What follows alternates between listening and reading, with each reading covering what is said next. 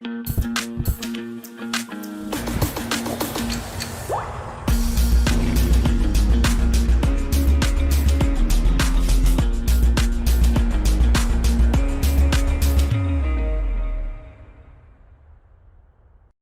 welcome everybody to another episode of Chocolate Travels. Today I'm here with Phoebe from Living Koko.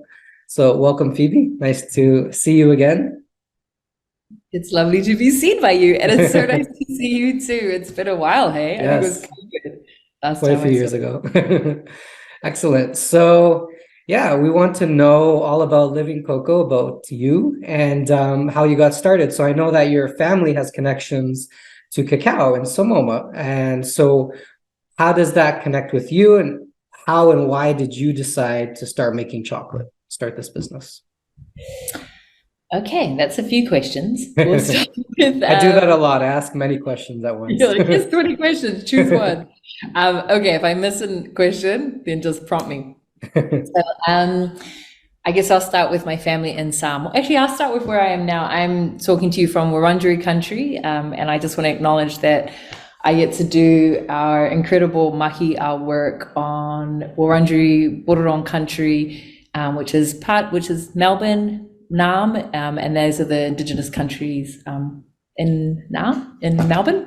Okay. And acknowledge the ancestors and the elders in this space. And that'll move me to talk about, I guess, my ancestors and my elders in Samoa. So yeah, we have a long history with koko. We call it koko in Samoa. Koko means cacao, but koko also means blood. Okay. And I feel like living koko to me has always meant the continuation of our bloodlines and our stories and ways of being. So my grandfather was, he used to work for an organization called WesTech, which did a lot of the post-harvesting processes of cacao in Samoa. And there was a time in Samoa that 3/4 was cacao and coffee plantations.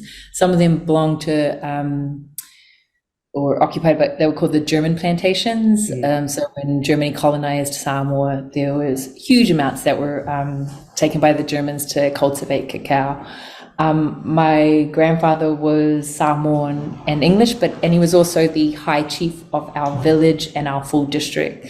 So with his connection to WesTech, he was activating a lot of the Matai chiefs, the Matai and the villagers to grow koko and ensuring that they got a good price for it, as he then brought that koko to WesTech for the post-harvesting processes and then shipping it from there to and just for perspective, when was that? What year? Okay. That would have been like the 1920s, 1930s. Okay. Yeah. Wow. Very nice. And so, obviously you grew up in Australia. So did you know? Oh, sorry, you didn't. Oh, okay. No, I'm a migrant to this land. I'm a visitor. Oh, okay.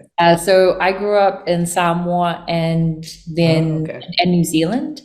I left New Zealand when I was about 21, so just over 20 years ago. Yeah, just over 20 years ago, I kind of backpacked and traveled for about on and off for like 10 years, and then settled in Melbourne, Australia. Oh, okay. So was your childhood in Samoa or in New Zealand? Mainly in New Zealand. Oh, yeah. I see. Went back and forth to Samoa often. Yeah. Oh, okay. So I didn't realize that. Yeah, my aunties and uncles are all in Samoa. Samoa and Sydney. Okay. No, Samoa and Australia, actually. Oh, okay. Yeah, a lot of Kiwis I know make their way over to Australia, I heard. Seems to be the way. It's for the money.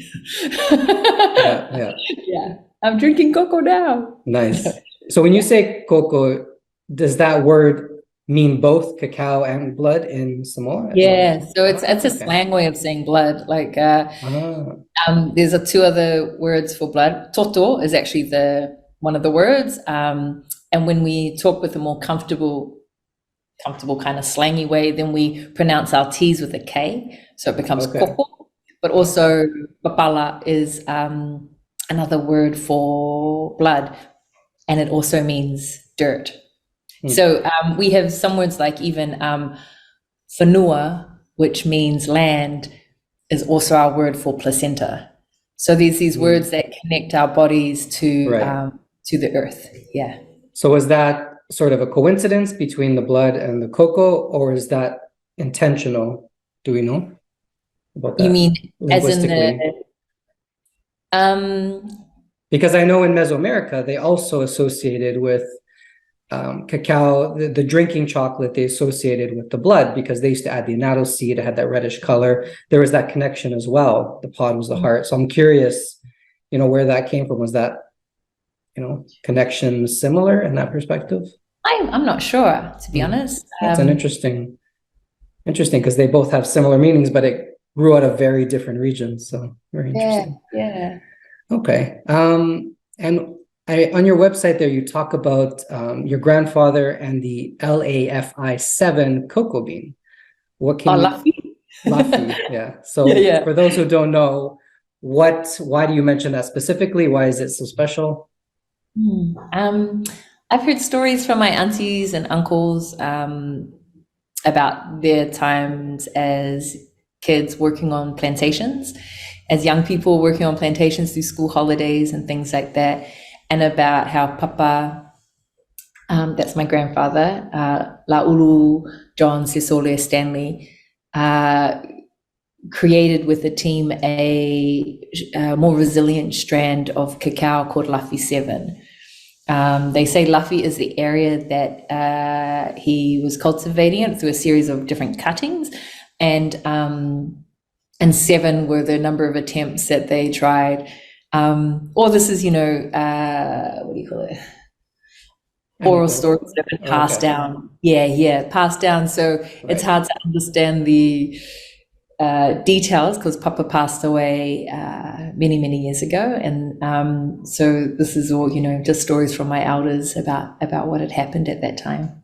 Okay. He was trying to create they were all trying to create a more resilient strand of cacao with the black spot plague or disease that was coming through the Pacific, as well as, there was so much more trade happening at that time, and many more diseases were coming through and affecting vegetation and that. Yeah. Okay. Well, that's really cool to have your grandfather, to know that your ancestors were not only growing cacao, producing cacao, but actually making a big difference there in Samoa in regards to propagation and keeping it going. So that's really nice. They say Papa had a heart for Samoa and for his people, and there was so many community projects that he did, including the marching band, and he would invite other schools from Western countries to come and visit Samoa and have a full cultural immersion experience. And then be like, and on your way, can you bring a trombone? So collecting all these instruments along the way to help grow this marching band. And now, marching bands in Samoa are still used for celebration. And even I think the police force has a marching band too. Wow. He was the first person to create the first. Wow, what a great history! Yeah.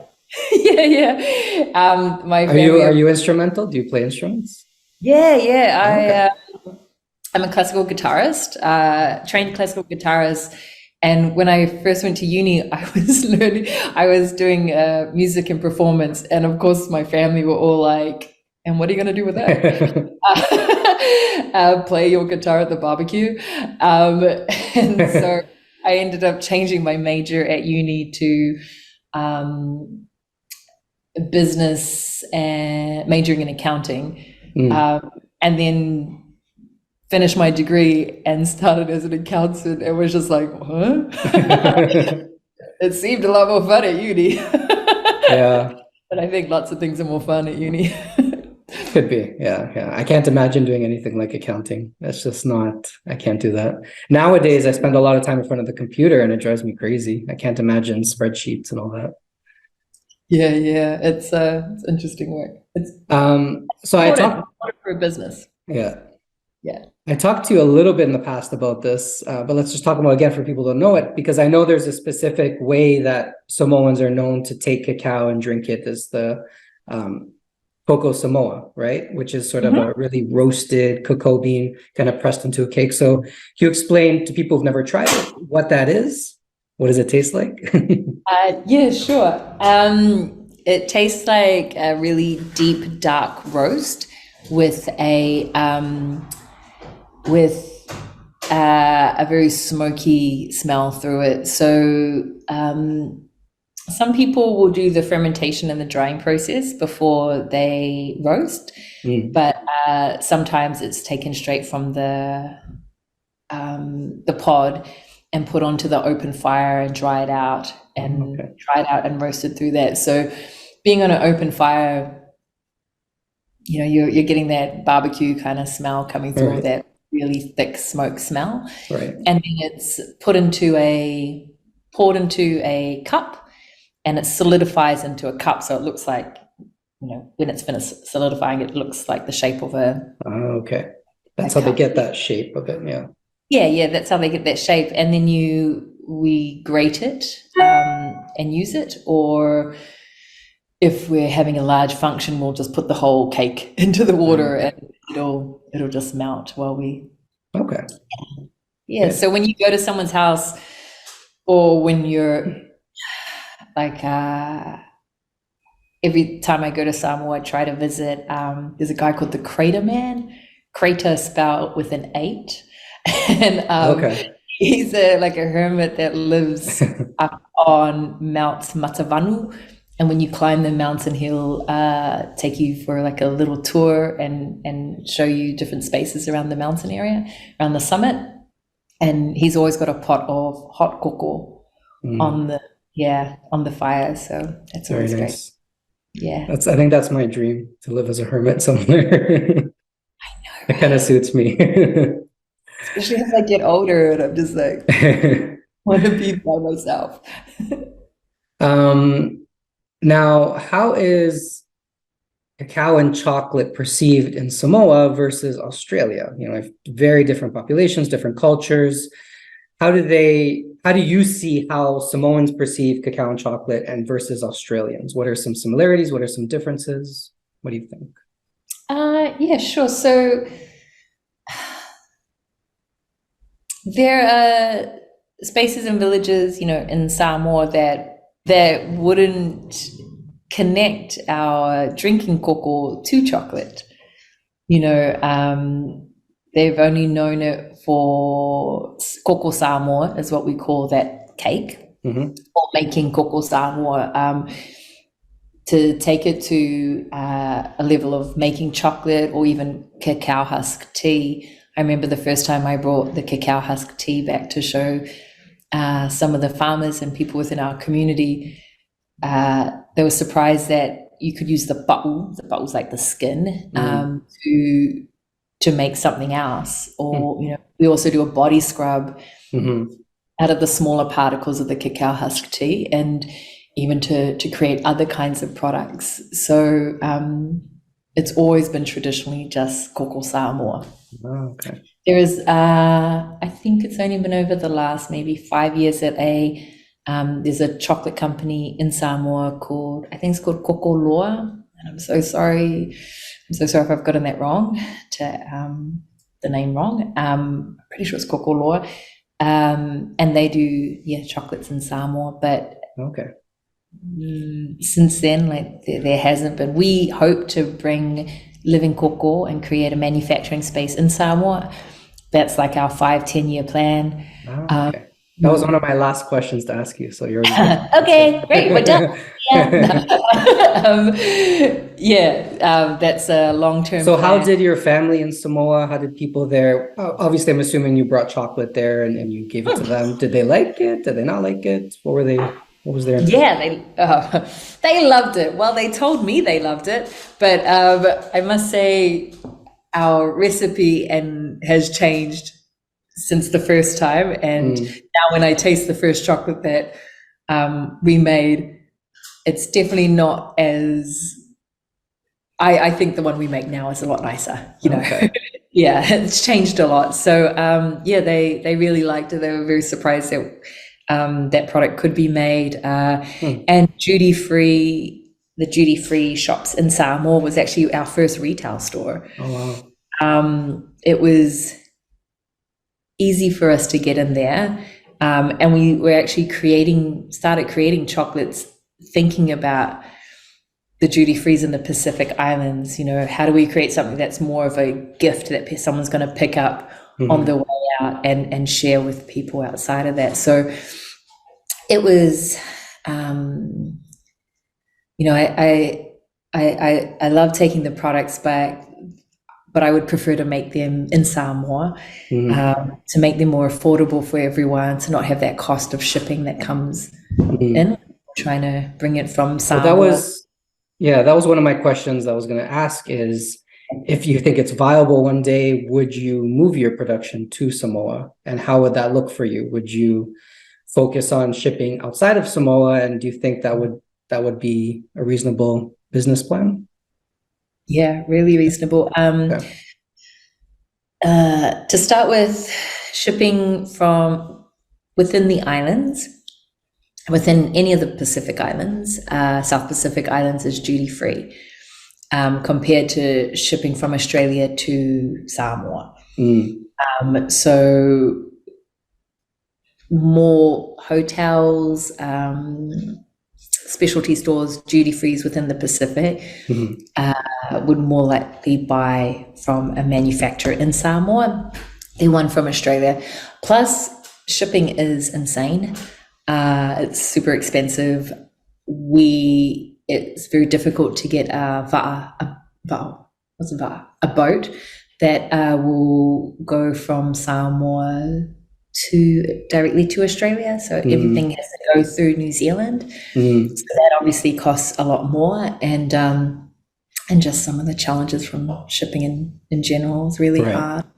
And since COVID, oh my gosh, like shipping has gone up crazily. Like we thought that our latest shipment was going to cost, you know, between the $5,000 and maybe $8,000 to bring in the container, and it was like 13. Wow. Yeah. So we thought, we're bringing in like our biggest amount ever. Super excited that we may save some money on costs because of that. I was like, we're going to put it in our face. We were like, wow, we're just now going to give away work for free. So it's hard. My goodness. Yeah. What are some challenges that you faced early on as a chocolate maker? A lot of people get into this business, they have this great idea, they have no experience either in a kitchen or making chocolate, they get into it and they're faced with these things they didn't expect. What were some of those things that you faced that you didn't expect? Oh man, we've only got an hour. Okay, firstly, my mental health. I think as someone who was going through a business with my partner intuitively, hadn't made chocolate before, came from a community support perspective before starting Living Koko. And while we were creating Living Koko, I was running Indigenous arts festivals in Northern Territory in Australia, also Pacific Island Arts Festival, actually also in Canada, helping run the Ashkenaz Festival. So, and I was a performing artist. And so I think everything for me came from CCDP mentality, like community cultural development practitioner. After uni, we spoke about it, that I did accounting, and that I went and my postgrad was in community development in the arts. So coming into Living Koko was, you know, how do we ensure that food sovereignty in the community in Samoa is supported? When you have a lens that, and a way that wants to continue a shared valued approach and ensure that we honor everyone who touches the koko and looks after the koko, like there's a lot of things to consider, and sometimes just too much. Like there was some days that I was like, oh, if only I was selling Tic Tacs or something simple like that, you know. Right. I mean, it's hard enough to make chocolate in general. It's very costly for larger manufacturers, smaller ones. but then you're also considering a lot of other things that some makers don't. And so that adds another layer of, work and problem solving. Yeah, complexities, opinions, community consultation. There was a lot. And also a lot of the farmers that we were connected to remembered my papa, like remembered my grandfather. And so there was also just living up to his name. So there's, starting a business was hard, and moving away from a full-time wage in the arts, I didn't realize how much of my self-worth was connected to getting that monthly paycheck. And when all of a sudden that money isn't coming in and there's a whole quiet period while you're trying to build your business, that was a real struggle for my mental health. But, I think when you're looking at too much at once, it becomes really overwhelming. Do you think you could have done that differently, or do you think that just is sort of what had to happen? No, I totally could have done it differently. Okay. I think in hindsight, I probably would have gotten a business mentor and that kind of support. I had been a consultant for such a long time, so I had a business within like the arts of consulting, and as a performing artist, you run your business as an artist, but then going into a space where I hadn't worked in a kitchen, so I was doing my food safety and all those courses to start with, learning how to make a product, and then you're like, yeah, I made it, and you're like, now I gotta sell it. That's the part of selling it. You're so proud of this thing that you're making, and nobody knows about it. So it's how do I get this out now? So there were lots of challenges with it, and just lots of learnings, and it was hard to just be gentle on myself, and not expect the world too quickly. How to pace myself. Because a lot of people probably think, if I create an incredible product that tastes amazing, good ingredients, all the check boxes, it's wonderful in every way, people are just going to want it. And it just doesn't work that way. You have to sell yourself. And for some people, that's hard to do. Yeah. And as a performing artist, I would perform, and then I would walk off stage and someone else is offering me a gig, so I was my own marketing. But when you actually have a product, you're right, it costs money for the marketing. It costs money to do the expos, the major expos that get you noticed. So I think I just went back to, what I do best is community engagement, reaching out to organizations like Pacific Trade and Invest, MDF, organizations that are trying to make a difference in the Pacific Islands and support the Pacific Islands growth and export, and tell them our story. And, this is our missions are aligned. How can we work together? How can, is there a way you can help us get sponsorship for an expo, and then that sponsorship will connect to us bringing in a couple more tons of cacao. Our growth meant the growth for the Pacific too. Sorry, finish off.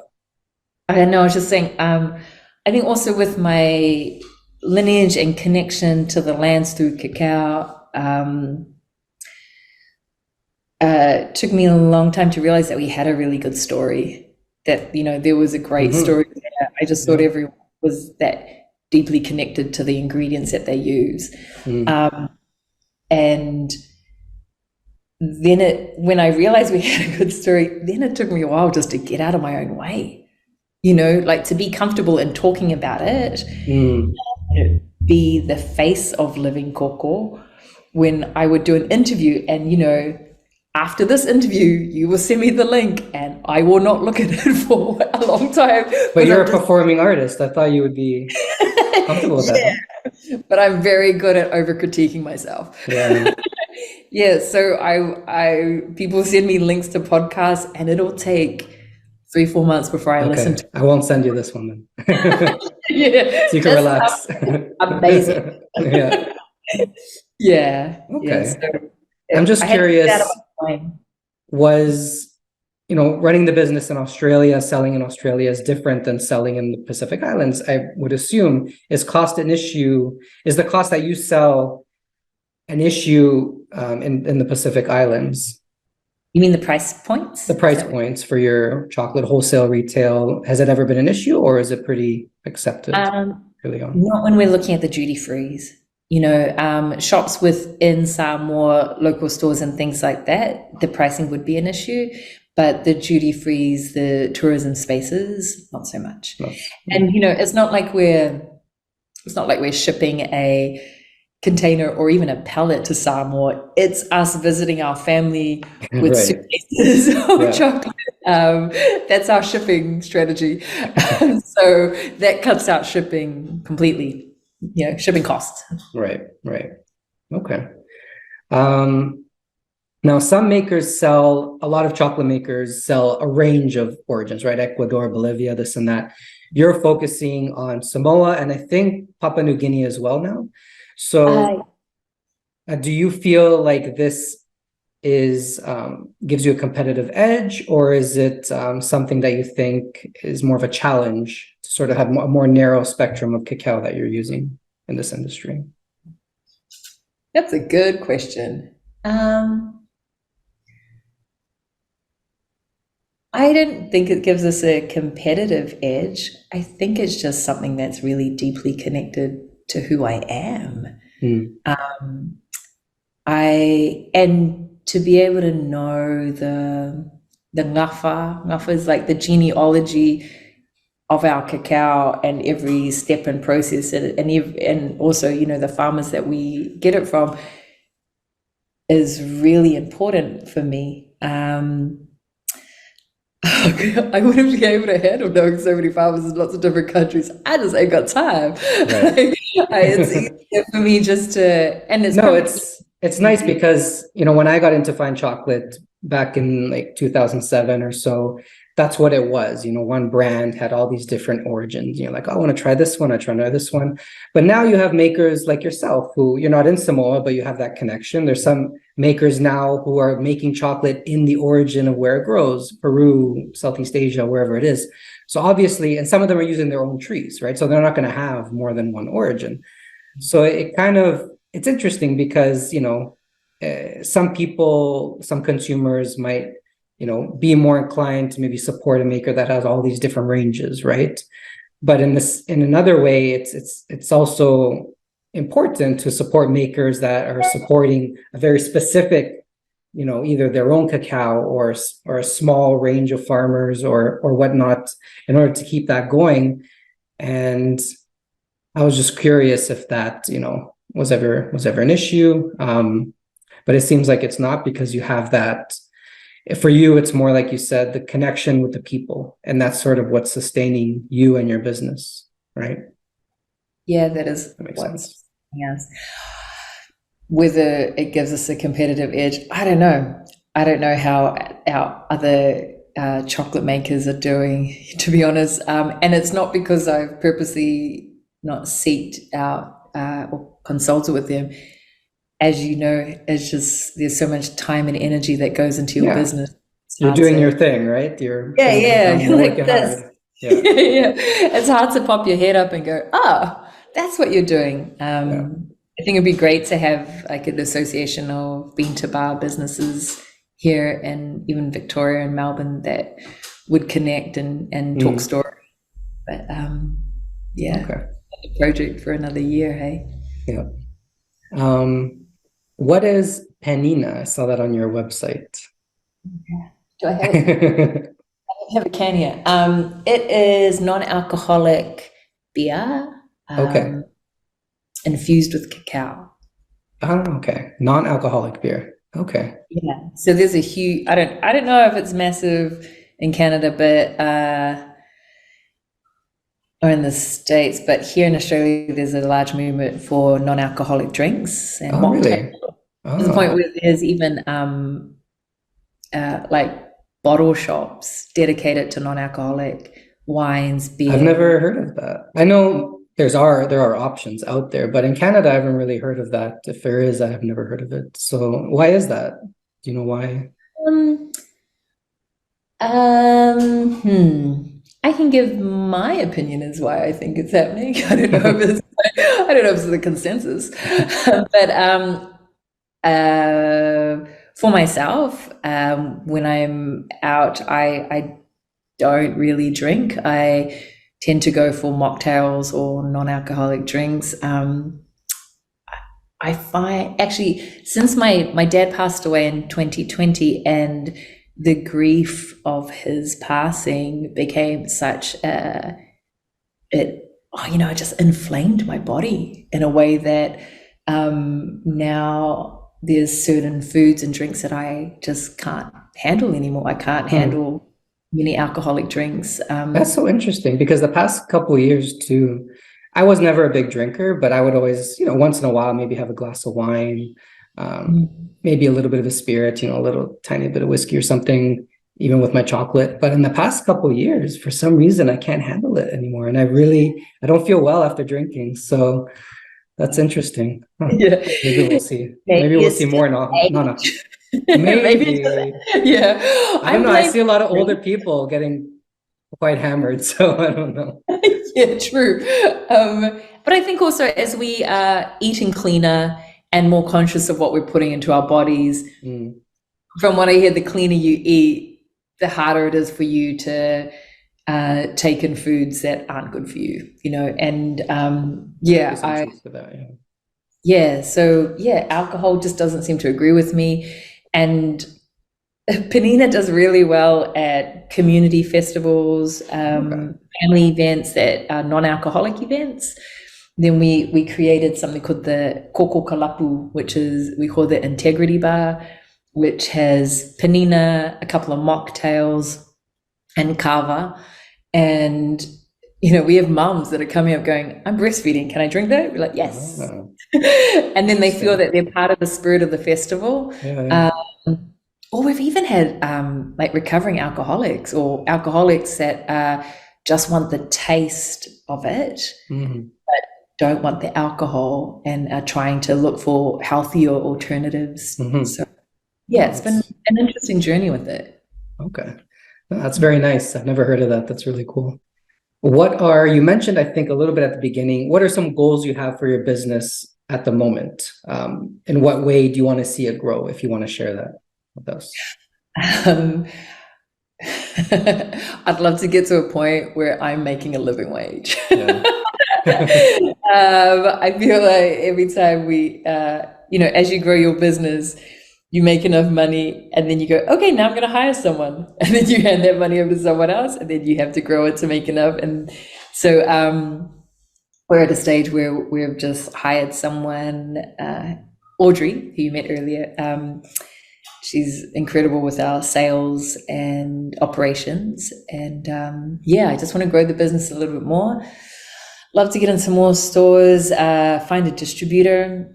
We don't have it. We're self-distributing still, and that takes a lot of time and energy. But I would love to also, as I said, create Living Koko in Samoa. What happened over COVID, when tourism ended in the Pacific Islands, a lot of people turned back to the land, and to be able to have something else there that, an industry that created jobs would be awesome. Let me just read a couple here. So since you work closely and you visit Samoa, you work closely with the cacao growing region, are there, from a chocolate perspective, chocolate maker's perspective, are there things there that you see as important factors that need to be improved? I don't know if it's logistics or the way things are run, or relationships between, different regions, buyers, sellers. Are there things that you see that can be improved, and what are they? If that makes sense. In some of the Pacific Islands, there are great challenges in exporting cacao. like there's barriers. In Samoa, we have a really amazing champions for koko and the growth of koko and the exporting of koko. Savai Koko is one of them. Savai Koko is run by Samoa Va'ai and Rosie Va'ai, and Rosie is a cousin of mine. And Samoa's family have been in koko for many generations. Actually, I think our grandfathers knew each other. They have an area that does a lot of the drying, and they do a lot of the drying and fermentation of our koko, and they have like a co-op that brings all the koko from different plantations there, so for quality control. They've had support from other organizations like Whittaker's, which is another chocolate company in I remember that in New Zealand. To build their drying and their harvest fermentation spaces. But I think one of the biggest challenges in Samoa is logistics. To get the koko from Savai, one island, to Opolu, the other island, the cost from getting it from Savai to Opolu is the same cost of getting it from Samoa to New Zealand. Really? Wow. Like, it's really expensive. Is it? It's not, obviously it's not as far. It's just the cost of getting it. It's just the cost. It's the cost and the Is that true for many, like shipping between those islands in any regard, or? Also, just exporting out of Samoa is expensive because there isn't a direct route Samoa to Australia. Well, I think there's one now from Samoa to Brisbane, but you're lucky if you get on that boat. Oh, really? Yeah, it doesn't happen. It's not a weekly thing. It's a monthly maybe kind of thing. And when you're not on the ground trying to figure out which boat's going out when, it's hard to make sure that you're getting on the direct route. Right. Okay. And so what continues, because we talked about, the challenges, and you're saying, I just want to make a living wage. I want to make, a good, healthy business. So what motivates you right now? What's keeping you going? I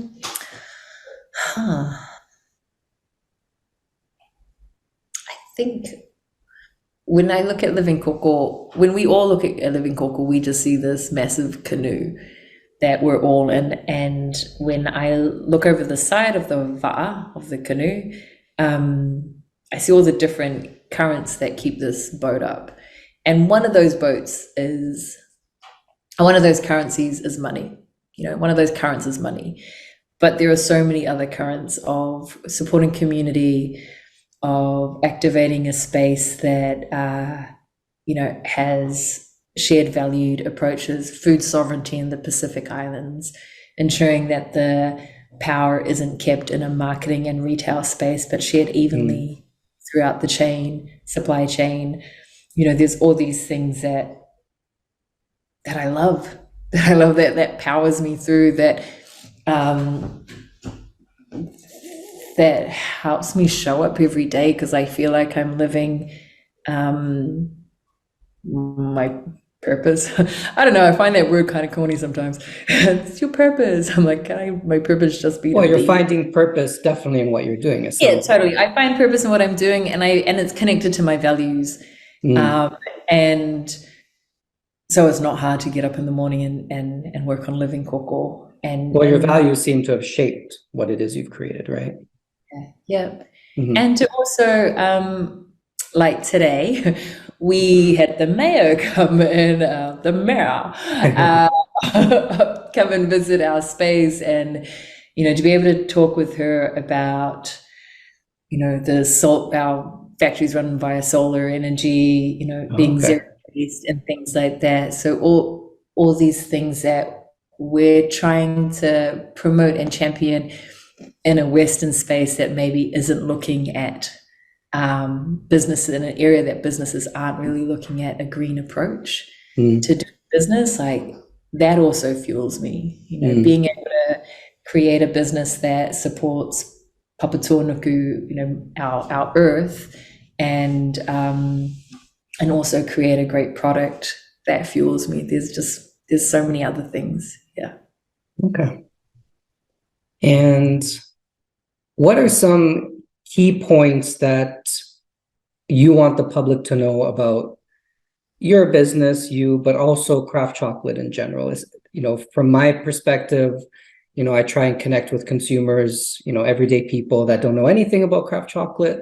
And so there's always a lot of education behind that. You take a lot of things for granted that that you forget other people don't know. What is it that you, on a regular basis, try and get through to people about craft chocolate, about your chocolate?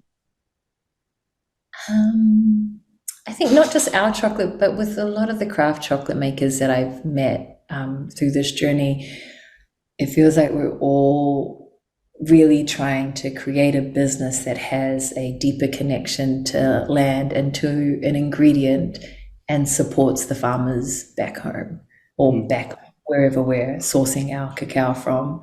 Why is that important? I mean, it seems like an obvious question, but why is that important? Because for so many years, Western spaces have been colonizing areas and removing ingredients and colonizing foods, and removing ingredients and creating spaces of with a slave economy, ensuring that the indigenous people of the land who have been cultivating these lands for ever are getting the right price and the right value for their work, ensures that they're not kept in a poverty space. There's so many spaces in I won't name countries, but there's so many spaces around the world that have been part of the cacao trade who have had cacao plantations for over 50 years. If you had a cacao plantation, if you had a business in Melbourne for 50 years, it's going through many generations. You'd be living in Toorak. You'd be living in a really fancy area in Australia, and your family would have generational wealth. These places are still some of the poorest countries in the world. So the fact that these chocolate makers are really trying to make a difference and ensure that good living wages. A lot of consumers might say, well, I buy fair trade. It doesn't have to be from a craft chocolate maker. What would you say to them? I say fair trade isn't deep enough. I don't think fair trade is deep enough. I think there's a lot of gaps in some of the certifications that are out there. And, there are brands out there that have fair trade certification that are still getting cacao from slave conditions. Yeah, that's what I'd say. And do you feel like when people look at your website and your business, do you feel like you're very transparent of exactly where you're getting your cacao and how the farmers are compensated? Yeah, I think I can be more transparent. I'm actually, when you create a website, you're creating a website for the first time, so you're trying to figure it all out and write your own story, and you're not a copywriter or anything like that. So I'm just working with some people to help bring our story to the forefront and explain a little bit more of what we do in the background, because there's so many layers to Living Koko. Like, we're not just chocolate makers, we're community development practitioners that make chocolate. And I know I didn't capture that very well in my website to start with, especially in the written stories. I think ABC International Development did a short documentary about what I do and what Living Koko does, and that helped a lot. But yeah, I can do better on the website. But everything's a work in progress too. So yeah, in a few months it'll look better. Yeah. No, it's true. But I talk to chocolate makers, and it's when you talk like this, you hear the stories, and I'm thinking like that's what the customers want to know, right? Or what they want to know. And sometimes it just falls through the cracks, it doesn't make it up on the website and whatnot. But it's good to at least bring it out, bring it up and talk about that. That's why I really appreciate people like yourself that are doing these podcasts or doing these interviews, and helping us share our story. Like, I think it's really important, and we wouldn't be as known as we are if it wasn't for people like yourself that are championing these stories. So thank you. I think, yeah, everyone who has a passion for chocolate tries to do that. For me, I hate sitting in front of a computer. I even hate texting. I rather just talk to someone. So for me, I want to hear what you guys have to say. I want to learn, what you guys have to teach. And so it's really, really nice. I really appreciate what you all are doing. Definitely. I might have asked this already, but are there any new ideas on the horizon that you want to share coming up? I'm not going to share it though. Okay, but there are new ideas. Cool. Yeah, they are. We're doing a very special kind of subscription that's happening within our workspace. I'll share a little bit, not about the subscription, but just how we work here in Living Koko. So we're migrant women that work together in a space, and we're very connected to our cycles, and we also connect our cycles up to permacultural and indigenous ways of cultivation, understanding when we should be looking at different kinds of. So I don't know if you know much about like permaculture or indigenous cultivations. There's the 4 weeks of the month. Oh, I see. Yeah, 1 week is looking at like supporting new growth and leafy annuals. The next week is supporting fruit trees. The next week is supporting root plants. And then the 4th week is supporting your soils. So, doing different things like charcoal and things like that, or to help support your soil. We've taken this way of thinking and connected it to the way we run our business. 1 week is always about what new ideas we have in play. The following week is how do we activate those ideas to create fruit with them. We turn those new leaves into fruit. And then our 3rd week is how do we connect, is looking at root trees or root plants. So for us, it's like, well, how do we reflect deeper and critique what we've done for the last 2 weeks, figure out what we're moving forward with and what isn't working. And then the 4th week is our soils. So that's us as a team, and how do we look after ourselves and do something that kind of brings us closer together as a team. So we run our business like that, ensuring we have mapped it all out, and that's all also connected to the moon cycles. So we've mapped out our cycles to the moon cycles, and then to the permaculture cycle, and then to the business. So, on a soils week, we're not trying to create new ideas. Yeah, because we also know that when people come to us with new ideas and we're in root plants and soils week, it's a hard no. So we don't want to hear it, and we don't have the energy for it. So, well, it makes sense, because to be efficient in many, like as a person or in the business, it's the changing gears that constantly cause disruption, that slow everything down, right? So it sounds like you're trying to, have a system in place where everything runs smoothly in a predictable way to foster maybe better growth, as opposed to like, switching here, then there, it gets a bit chaotic. Is that kind of what I'm? Yeah, a little bit. And it is like that. And also I realize if we push ourselves too hard in those, in those 2 weeks, the last 2 weeks, then the burnout will continue through to the other way. Right. So just honoring our bodies, our systems, and the way we naturally move through this earth. That's a good point, because we do live in a world where we're surrounded by, we can even go back to when like the electric bulb was created, right? And then now today with computers and everything, we live in a world that exists in a way that our bodies are not really designed for, right? And so we need to be aware of that at least and keep that in mind. That's good. Yeah. So I guess we're just taking all that knowledge and putting it into what we create for a subscription box, and figuring that through at the moment. Very nice. And what is the best way for people watching this to connect with you, to purchase your products? How can they go about Call doing me on 555. No, I'm joking. That's always an American phone number, right? You can find us on livingkoko.com, or we're on Instagram, Facebook, TikTok. We're on TikTok. I haven't actually been on TikTok yet, but we have someone that just transfers our reels onto TikTok. Okay. And yeah, if you reach out and email us, we always email back, and we're always open to connecting with new people. Awesome. Wonderful. Well, it's been a pleasure, Phoebe. Hopefully we get a chance to talk again in the near future. Yeah, in 3 more years. Yeah.